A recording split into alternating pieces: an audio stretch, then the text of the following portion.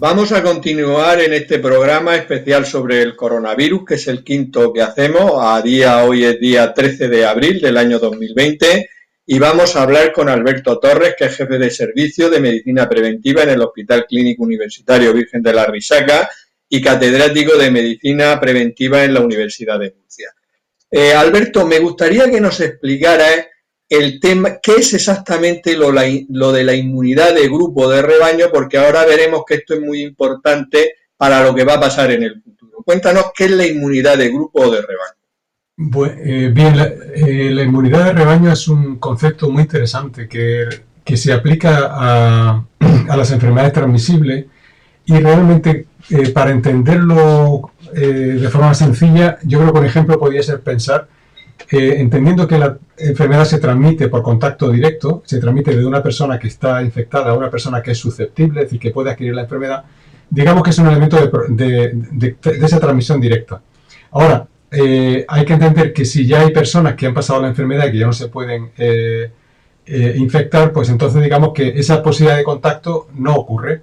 Y entonces si la enfermedad, digamos, si a lo largo del periodo de enfermedad de una persona hay muchos momentos en los cuales ese posible contacto con alguien es con alguien que ya ha pasado la enfermedad y que por lo tanto ya estaba infectado, pues entonces digamos que esa enfermedad nueva puede transmitirse a un nuevo caso y entonces la enfermedad dejaría de transmitirse. Es decir, de alguna manera es la protección que conseguimos como grupo, como sociedad o como comunidad en el momento en que tenemos un número suficiente de personas que ya han pasado la enfermedad y que por tanto son inmunes a la enfermedad, y a partir de ese porcentaje de umbral, a ese porcentaje de personas que ya son inmunes, las probabilidades de transmisión de un nuevo caso disminuyen mucho.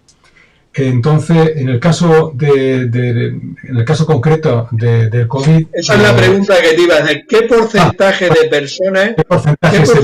personas necesitamos que hayan pasado la enfermedad para que ya tengamos esa inmunidad de rebaño? Bien, el porcentaje que necesitamos en las enfermedades depende de la transmisibilidad de la enfermedad. Si la enfermedad es muy transmisible, vamos a necesitar un porcentaje más alto de personas que estén inmunizadas. En el caso del COVID, estaríamos hablando de alrededor de un 67 o un 70%, probablemente entre un 60 y un 70%.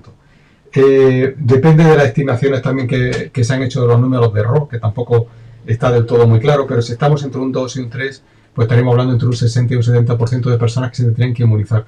No es mucho, comparado con otras enfermedades en las cuales, pues por ejemplo, en el caso de la polio necesitamos por encima del 80, en el caso del sarampión por encima del 90 y tantos por ciento, 95%. Entonces, realmente dentro de ese paradigma no es excesivamente alto. Ahora, otra cosa es en qué situación estamos ahora mismo, si estamos cerca de ese porcentaje. La realidad es que no lo sabemos, pero lo más previsible es que no, que estamos bastante lejos todavía de ese porcentaje. Sí, porque hay algún estudio inglés que lo han hecho ellos y tal, que dicen que aproximadamente el 15%, nada más que el 15% de la población española habría pasado el coronavirus. ¿Tú crees que esa es la cifra más o menos que se puede valorar ahora mismo? La verdad es que no lo sé. O sea, nosotros estamos haciendo precisamente unas estimaciones caseras por nuestra parte para intentar llegar a una estimación. Puede ser incluso excesivamente elevada, igual estamos un poquito por debajo todavía, pero en cualquier caso estamos muy lejos de ese 70, 60 y tantos por ciento que deberíamos de tener. También hay que decir que la inmunidad de rebaño funciona, aunque ya quizás un poco más complicado, pero realmente funciona en el momento que la distribución ocurre al azar entre la población. Quiero decir, si por ejemplo, y eso es un tema que sí que como comunidad hemos tenido un poco la suerte de haber sido preservados en esta epidemia, en un estado donde hemos llegado, la enfermedad se introdujo aquí un poco más tarde, las medidas se tomaron antes, epidémicamente hablando, y por lo tanto la cantidad de enfermedad que hemos tenido circulando en la población ha sido menor, pero eso quiere decir que el porcentaje de inmunización aquí en Murcia será también menor. Por lo tanto, aunque fuera un 15% a nivel nacional, en Murcia probablemente va a ser menor. Por lo tanto, el recorrido que tenemos que hacer todavía es mayor y por otra parte, y por tanto también la posibilidad de que pudiera haber un repunte en algún otro momento, que pudiéramos tener más casos, pues también está ahí, ¿no? Por eso te quería preguntar, que esto implica que las medidas restrictivas más o menos intensas las vamos a tener que seguir manteniendo durante mucho tiempo, ¿no? Indudablemente lo que quiere decir es que estamos a riesgo en cualquier momento de que la situación se nos vuelva a ir un poco de las manos. Eso es cierto. Es decir, entonces, ¿qué tipo de medidas? Aquí la gran pregunta es, ¿durante cuánto tiempo hay que tener estas medidas excepcionales?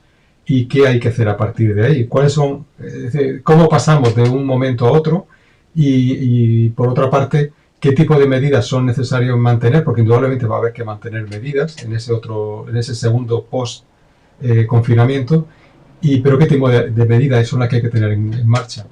Y indudablemente vamos a tener que hacer medidas importantes. Probablemente, de todas maneras, lo que sí es cierto es que en este momento es posible que la circulación del virus en este momento no sea excesivamente grande, o probablemente es relativamente baja en la población, pero en cualquier momento se puede volver otra vez a transmitir con la facilidad que se transmite.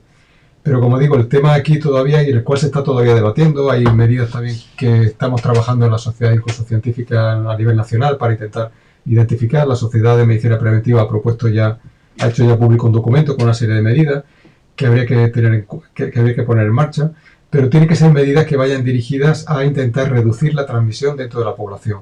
Es decir, lo que no vamos a volver a ser una vida normal en el sentido de lo que teníamos antes de la epidemia, eso no va a ocurrir. Vamos a tener que tener en marcha medidas todavía importantes, restrictivas, pues por ejemplo, limitación de agrupaciones de personas. En algunos países se están limitando a 10, en otros se pueden estar limitando a 50, pero probablemente aquí iríamos a una medición bastante restrictiva. El intentar mantener las distancias, esa distancia física que mantenemos, porque es el mecanismo más seguro que tenemos para evitar también la transmisión de la enfermedad. Y, por supuesto, otro tipo de medidas como la higiene de manos a través de las... O sea, es decir, básicamente entender cuáles son los mecanismos de transmisión y actuar sobre esos mecanismos para impedir que la enfermedad pueda propagarse. Alberto, tenemos que volver a hablar, no nos queda más remedio que volver a hablar de las mascarillas y de la distancia de seguridad. Porque, vamos a ver, hemos tenido varias conversaciones y se ha ido cambiando un poco la actitud incluso del gobierno y de las personas que están controlando esto con respecto a las mascarillas, pero si el 80% de las personas que tienen coronavirus son asintomáticos o con unos síntomas muy leves, y lo que se sabe de nuevo, que ahora hablaremos sobre la permanencia del virus y el tamaño de las partículas de las microgotas que pueden llevar virus, ¿esto va a hacer necesario que llevemos siempre mascarilla o no? Vamos a ver. En la calle. Sí, lo he entendido, por la calle. Vamos a ver, yo creo que aquí hay una, digamos, hay que entender que cuando empezó la situación, el coronavirus no ha pillado en cierto modo, casi que no ha pillado todo un poco con el pie cambiado. Es decir, todos teníamos una serie de elementos de referencia, por lo menos lo que es en Europa e incluso también en Estados Unidos. No habíamos tenido la experiencia quizás tan dramática que vivieron en Asia con el SARS, y la forma de responder y demás ha sido diferente, y las experiencias previas que había allí. Aquí el tema, y la OMS lo ha estado diciendo prácticamente todo el tiempo, que el tema de las mascarillas fuera del entorno sanitario, que no se recomendaba, porque puede inducir también una serie de problemas, incluso de riesgo de transmisión. Y yo creo que también por un elemento de que se tiene miedo de que si nos enfocamos en el tema de las mascarillas, la mascarilla sí parece que se convierte en un elemento, en un talismán que nos va a proteger. Entonces llevo la mascarilla y ya estoy protegido. O puedo llevar mascarilla encima guantes y así que estoy súper protegido y ya no me va a pasar nada. Y eso no es así. Realmente la mascarilla es una pieza más de una serie de comportamientos que hay que llevar para realmente evitar la transmisión del virus y evitar infectarnos. Entonces, por ese motivo, a medida que ha ido ocurriendo un poco la epidemia, y eso es una cosa que aquí nosotros lo aprendimos pronto en la región, yo creo, y tomamos medidas en ese sentido, realmente la transmisión con la mascarilla puede ser un elemento muy útil para evitar la transmisión cuando las personas no pueden mantener la distancia. Esa distancia no siempre se puede mantener. Si uno se desplaza, incluso va a un supermercado, pues es muy fácil que uno tenga que encontrarse en una situación en la cual puede estar próximo a otras personas. Por supuesto, en entornos laborales en los cuales esa distancia no se pueda mantener, como puede pasar en algunos centros sanitarios, o los centros sanitarios, pues de nuevo, ahí en esos contextos habría que utilizarlo siempre. Entonces yo creo que sí, que efectivamente la mascarilla ha venido para quedarse. Es decir, yo creo que hoy en día ya la Organización Mundial de la Salud ha suavizado muchísimo el discurso y ya un poco acepta que puede ser una estrategia. Muchos países ya empiezan claramente a recomendarlo. Nuestra sociedad científica, lo que comentaba antes de medicina preventiva, ya digamos, la apoya claramente que se utilice fuera del ámbito sanitario, que se utilice en la población general, entendiendo que no estamos hablando de una mascarilla quirúrgica o de una mascarilla sanitaria. Estamos hablando de una barrera a la transmisión. Por eso digo que es siempre muy importante entender cuáles son los mecanismos de transmisión y entonces, una vez que hemos entendido los mecanismos de transmisión, colocar de alguna manera cortapisas a esa transmisión. Como aquí la transmisión es una transmisión física, de esas gotas que se transmiten de una persona a otra, pues si colocamos una barrera, esa barrera que sea capaz de retener la gota es lo que necesitamos en este momento. Lo más accesible, en la medida en que no tenemos a lo mejor otro tipo de material, porque no está disponible, el material sanitario, pues una mascarilla de tela cumple perfectamente esa función y se puede utilizar. De hecho, en nuestra sociedad también se está promoviendo de esta manera y el CDC americano, por ejemplo, el mismo CDC lo está promoviendo entre la población general. Entonces, eso sí, eso habría que hacerlo y yo creo que es una de las medidas que tienen que quedar o que están para quedarse, que nos van a acompañar. Dicen que los filtros de... Pero perdona, siempre dicen que... Es verdad, porque si no se me dice luego la mascarilla, sí, no, pero la mascarilla es uno de otros muchos elementos, ¿eh? Y es muy importante que la mascarilla no sustituye a la distancia, siempre que la podamos mantener, evidentemente, pero que la mantenga. Y luego el elemento de la higiene de manos, porque la mascarilla a su vez es un elemento que se contamina. En la medida en que la mascarilla está parando mis gotas, pero está también parando, porque también tiene un elemento de filtración. Por supuesto que no es una filtración perfecta, pero es una filtración suficientemente buena como para poder parar gotas. Entonces es un elemento que también se contamina, por lo tanto tendré que manejarlo con cuidado y desinfectarlo, lavarlo con frecuencia y ya está. ¿Qué telas serían mejores? Porque dicen que las de los filtros de los aspiradores son las que he leído, que son de las que más son capaces de evitar el contagio.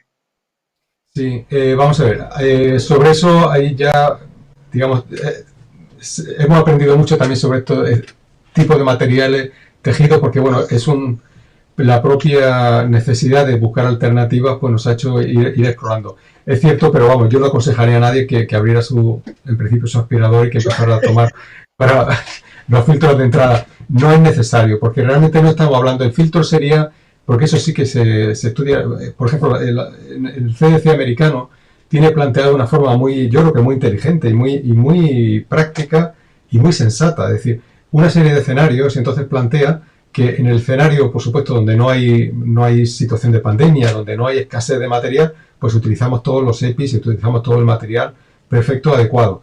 Ahora, a medida que van ocurriendo situaciones de escasez, se plantea que incluso en algunos casos podemos acabar utilizando en los sistemas sanitarios mascarillas de tela. No digo en España, estoy hablando de lo que hace el CDC americano. Bueno, pues en ese contexto, si podemos fabricarlas caseramente, pues entonces en ese caso sí que iríamos a utilizar probablemente ese tipo de material que tenga mayor capacidad de filtración. Pero de todas maneras la ganancia que se tiene entre lo que puede ser un tejido de algodón con varias capas y lo que puede ser el filtro de una aspiradora no es realmente significativo para lo que... Yo no lo destrozaría el filtro de la aspiradora. Yo no lo hago, es decir, no lo aconsejaría a nadie que lo hiciera. No vale la pena. Vale, tenía aquí varias preguntas sobre que han salido por ahí, que lo he leído en distintos sitios, sobre la reutilización de mascarillas, pero no vienen al caso puesto que una persona que, como tú comentabas, con una tela adecuada se confecciona una mascarilla y la lave las veces que tenga que lavarla y tal, pues la reutilización, esto de meterlo en el microondas y de todas estas historias, no viene al caso, ¿no?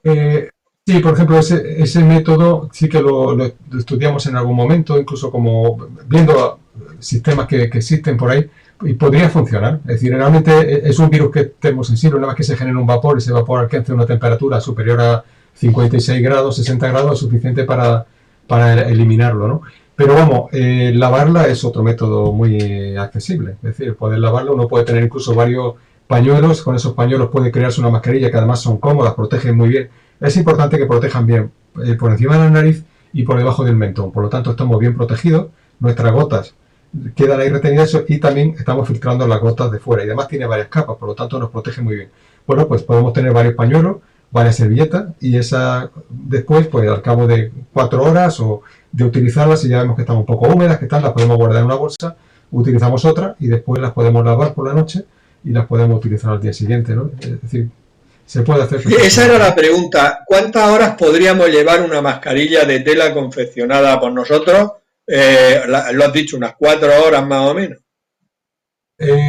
Sí, yo creo que eso hay que verlo también en función del ejercicio que uno esté haciendo, dependiendo de la actividad que esté haciendo. Si está produciendo más calor, se produce más humedad o ve que, pues entonces, cuando realmente ya veamos que está húmeda o que sea incómodo, pues entonces en ese momento la podemos cambiar. Vale, tampoco hay una regla exacta, ¿no? para utilizarla. Tiene que ser algo que sea cómodo, que no esté húmedo. Lo que sí que es importante es que después de utilizarla, después de unas cuantas horas de uso, pues la guardemos, cambiamos otra y la lavemos, porque si no, esa zona húmeda sí que se puede convertir, no exactamente de COVID, pero sí que puede ser un reservorio de otro tipo de microorganismos, ¿no? Y el tema, Alberto, de la distancia de seguridad, porque hemos visto unos vídeos que han circulado por el WhatsApp en todo el mundo, de unos vídeos, parece ser que unos estudios en Finlandia creo que han hecho, con rayos láser y las micropartículas de una persona, por ejemplo, que estornudaba en el pasillo de un supermercado y se veían que las macrogotas pues tienen una distancia, pero que las microgotas podían incluso saltar de un pasillo a otro, y entonces estaban hablando de esa distancia de seguridad que se ha dicho siempre, 1 metro, 1,5 metros, ¿vamos a tener que ampliarla o está bien con esos datos que decían antes? Hombre, si estuviéramos en un contexto con un paciente, una persona que está infectada y estornudando abiertamente, sin ninguna protección y nosotros sin protección, habría que ver también si realmente a ese nivel, porque ellos lo que han medido ha sido proyección de partículas, pero no se ha medido tampoco la infectividad, si realmente allí lo que llega son partículas virales que son viables y que pueden infectar o no. Eso ha ocurrido con muchos otros estudios, que también se ha estudiado por la permanencia de algunas partículas virales en el aire. Bueno, pero siempre la duda, ¿eso realmente transmite? ¿Hay evidencia de transmisión por ese tipo de aerosoles o no? Entonces, en principio no es el caso. Pero por eso es muy importante las medidas de prevención siempre. Es decir, si nosotros llevamos, aunque sea en esa distancia, si llevamos una protección, pues ya vamos a tener algo que nos va a proteger. Y la otra persona lo que debería siempre es llevar una protección respiratoria. Es decir, entre las cosas que tenemos que aprender es que cosas que antes hemos hecho, con catarros banales, de salir a la calle cuando uno tenía sintomatología, un poquito de fiebre, pero salía, eso ya se tiene que acabar. Es decir, porque ahí sí que estamos comprometiendo la salud de los demás, e incluso la nuestra misma. Puede ser que no tengamos el COVID, pero que tengamos otra cosa y no nos conviene en ese momento tampoco pillar además el COVID como adición, ¿no? Pero como elemento de protección tenemos que trabajar ya de otra manera. Y entonces la protección tiene que ser, incluso en casa, es decir, si tenemos sintomatología, cubrirnos para proteger al resto de la familia. Y en ese contexto, pues la distancia sigue siendo la que era, ¿no? De 1 metro a 2 metros. Yo al principio del programa he dicho que hoy es día 13 de abril porque como las cosas van cambiando, para que cuando hagamos otro digan, pues no, antes dijeron una cosa y ahora dicen. Lo comento esto por el tema de los zapatos.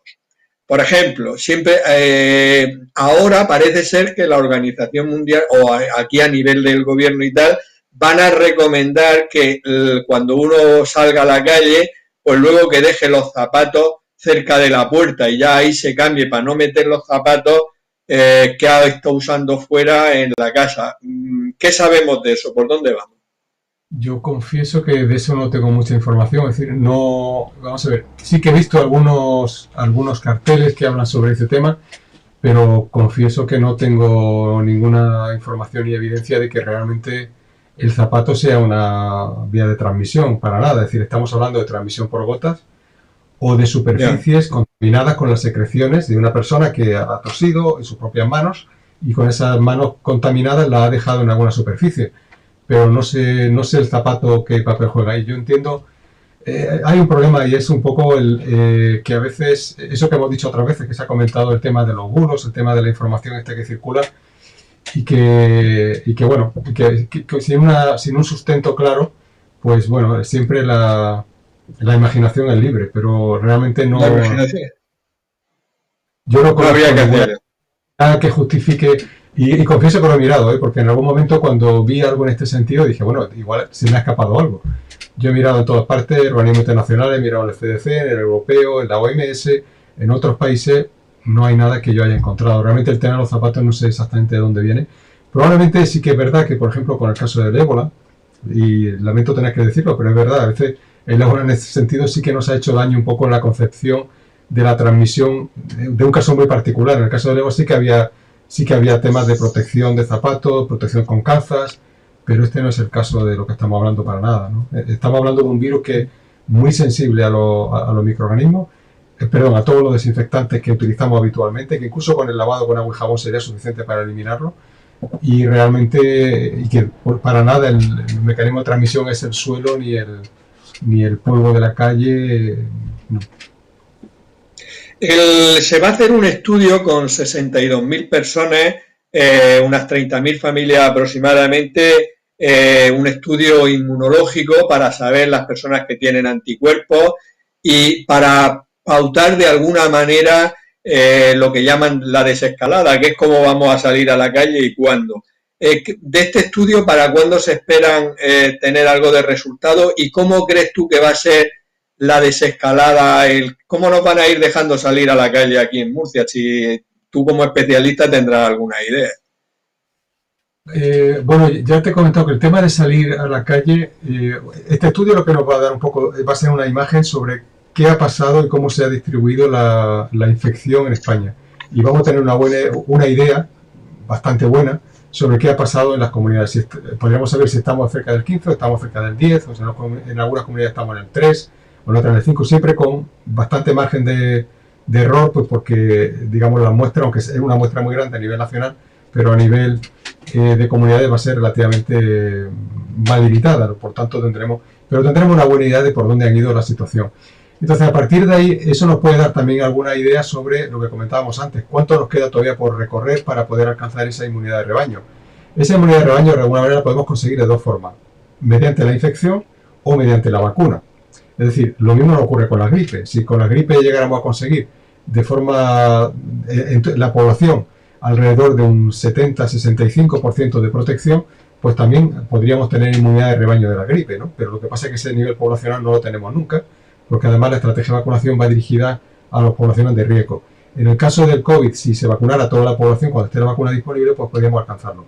Entonces, si no hay vacuna, pues entonces a través de lo que es la infección, pues sería otra manera de conseguirlo. Entonces, esa idea nos lo puede dar ese estudio. Más allá, a nivel de desescalada, yo me imagino que los pasos se van a ir tomando de forma progresiva, se irán levantando probablemente, bueno, en parte lo que ya está ocurriendo esta misma semana, ¿no? Es decir, la apertura de aquellas actividades que ya no son esenciales para que puedan ir abriéndose, y de forma progresiva se irá viendo, y lo que sí será importante es ir monitorizando qué va pasando de una manera con la infección y cómo va comportándose la infección. Si en algún momento vemos que el número de transmisiones comienza a elevarse de una forma ya peligrosa, pues entonces igual hay que volver a apretar un poco el freno o a quitar el pie del acelerador y entonces volver. Pero nos va a llevar tiempo. O sea, yo creo que esto va a ser una cosa progresiva, que se irá haciendo de una forma lógicamente pautada, progresiva, y al mismo tiempo con un ojo siempre en qué va pasando con el número de infecciones y cómo se va eso reflejando después en lo que puede ser también hospitalización, etcétera, para ir regulando un poco los procesos, ¿no? Por lo tanto, de una forma bastante progresiva. Nos quedan todavía, yo creo que varias semanas para ir viendo cómo va evolucionando esta situación antes de entrar en lo que pueda ser una situación de desescalada más generalizada, ¿no? Muy bien, pues Alberto, muchísimas gracias por estar otra vez con nosotros, te lo agradecemos de verdad porque además tú eres un especialista en medicina preventiva, que es lo que nos interesa ahora, prevenir como sea que esto vaya más. Seguiremos hablando según las necesidades que vayamos viendo. Muchas gracias por estar con nosotros. Muchas gracias, un placer.